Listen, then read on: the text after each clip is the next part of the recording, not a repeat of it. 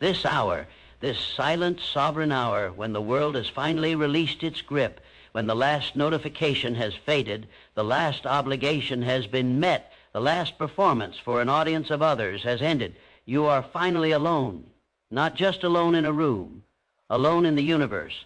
The masks are on the dresser, the costumes are on the chair, the script is closed, and there is only you, the raw, unedited, unannotated version. And in this profound aloneness, a question hangs in the dark, heavier than any question asked beneath the sun. Who are you when no one is looking?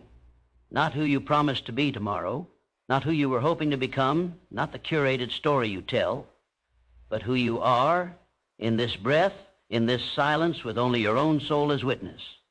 This is the most important moment of your day. This is the midnight court, where you stand as both the accused and the judge, where the evidence of your day is presented not to the world, but to your own conscience. And here, in the quiet jury box of your heart, a verdict is being reached about what you will tolerate, what you will believe, and ultimately, who you will be. Most people flee this court. They drown the judge's voice in scrolling, in noise, in exhaustion, in anything to avoid the terrifying power of this confrontation. But you must not flee. You must step into the well of this silence, and you must speak. You must deliver not a wish, not a hope, but a midnight declaration. A set of promises so fundamental, so non-negotiable, that to break them would be to break covenant with the very core of your being. These are not resolutions for the world to see. These are the articles of faith for the secret nation of your soul. For what you do in the dark when no one is watching is the purest distillation of your character.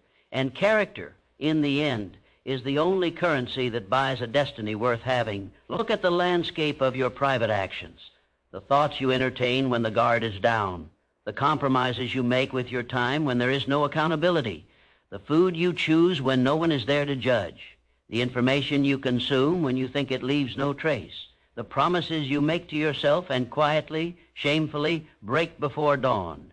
This is the true architecture of your life. The public edifice is built upon this hidden foundation, and if the foundation is sand, composed of laziness, of self-deception, of cowardice, of cheap pleasure, then no matter how magnificent the building appears, the first real storm will bring it down. The midnight hour is where you pour the concrete, alone in the dark, with no one to applaud the effort. This is where the titans of will, the Lincoln studying law by firelight, the Edisons probing the nature of things while the city slept, the countless artists and inventors and healers who shaped the world, forged their discipline. Their public triumph was merely the daylight revelation of a victory, already won 1,000 times over in the private midnight battles of their own spirit. Your first declaration must be to radical self-honesty. You promise to end the civil war within, to look at yourself in this mirror of silence and call things by their true name. You will not dress cowardice up as patience. You will not call laziness a need for rest. You will not label mediocrity as being realistic. You will look at the gap between where you are and where you swore you would be, and you will not blame circumstance or luck or other people. You will own the gap.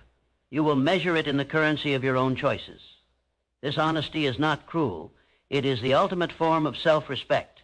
It is the scalpel that cuts away the dead tissue of your illusions so the healthy flesh of your potential can finally breathe. You promise to ask every midnight, where did I betray myself today? Where did I choose the easy wrong over the difficult right?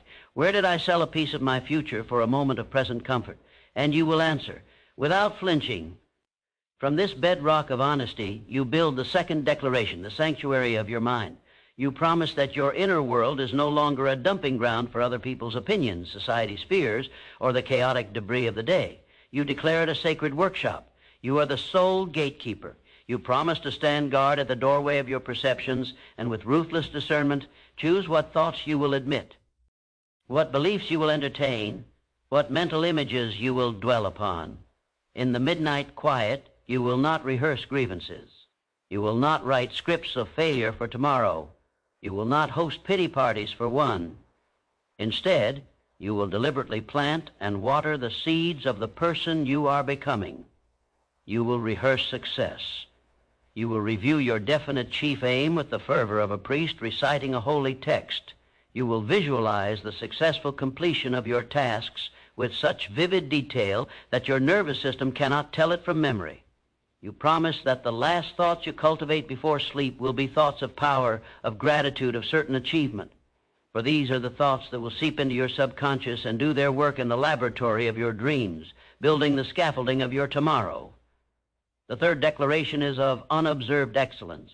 You promise to do the work when there is no applause, no supervisor, no deadline except the one you set with your integrity. You promise that the quality of your effort in secret will be higher than the quality you show in public, that you will practice the skill one more time when the camera is off, that you will write the extra page that may never be read, that you will make the healthy choice when no one is there to congratulate you. This is the declaration of the craftsman. It is the understanding that mastery is a private love affair between you and your craft and the public recognitio. N is merely an occasional guest at the wedding. You are building a body of work in the dark that will one day be revealed by its own light. You promise to find your dignity not in the applause, but in the silent satisfaction of a thing well done, known only to you and your God. Fourth, you declare the non-negotiable cultivation. You promise that you will invest in yourself in the hidden hours, that you will read the book that challenges you, not just entertains you, that you will move your body not for aesthetics to be seen, but for strength to be felt, that you will study, ponder, and stretch the boundaries of your understanding long after the formal demands of the day have ended. This is how Lincoln became a giant of thought, not in the spotlight of debates, but in the lonely, lamplit nights of relentless study. This is how every form of genius is incubated. You promise that your midnight hours will be a greenhouse for your growth, where you tend to the roots of your future self, unseen. Fifth, and most profound, is the declaration of forgiveness and release. In this quiet court, you promise to settle the day's accounts. You will forgive yourself for your stumbles. You will forgive others for their trespasses, not for them, but for your own peace. You will release the tensions, the grudges, the small irritations that cling to the psyche like burrs. You will not go to sleep carrying the poison of the day. You will perform in the silence of your heart a nightly ritual of emotional hygiene. You will lay down the burdens that are not yours to carry into tomorrow. This declaration clears the deck for a new day. It ensures you do not build your future on the cracked foundation of yesterday's pain. Finally, you declare faith in the unseen process. You promise to the silent darkness that you believe in the seeds you are planting, even though you cannot see the harvest. You affirm that your discipline has meaning, that your private integrity is building an invisible account of power, that the universe is recording your midnight declarations in a ledger of favor. You reject the need for immediate evidence. You trust the law of sowing and reaping. You go to sleep in peace, not because the world is fixed, but because you have done your part to fix yourself, and you trust a greater process to handle the rest. This midnight declaration is your nightly reconsecration. It is you standing in the raw truth of your existence and choosing actively, powerfully, privately, who you will be. It is the moment you stop being a weather vane, turned by every external wind, and become a compass, calibrated to your own true north. The world will never see this ceremony. It will never applaud it. It may never even know it happened. But the world will feel its effects. In the calm certainty of your gaze the next morning, in the unwavering quality of your work, in the quiet power that emanates from a person who is at peace with their own secret standards. Your public life will become a mere shadow cast by the solid object of your private character, forged in the midnight fire. So tonight, when the world falls away, do not reach for a distraction. Do not numbly scroll into oblivion. Step into the courtroom of your own spirit. Light the candle of your conscience, and let the promises flow, not as a whisper of hope, but as a decree of your sovereignty. Speak them, write them, swear them on the honor of the person you were born to become. For what you declare in the dark will define you in the light.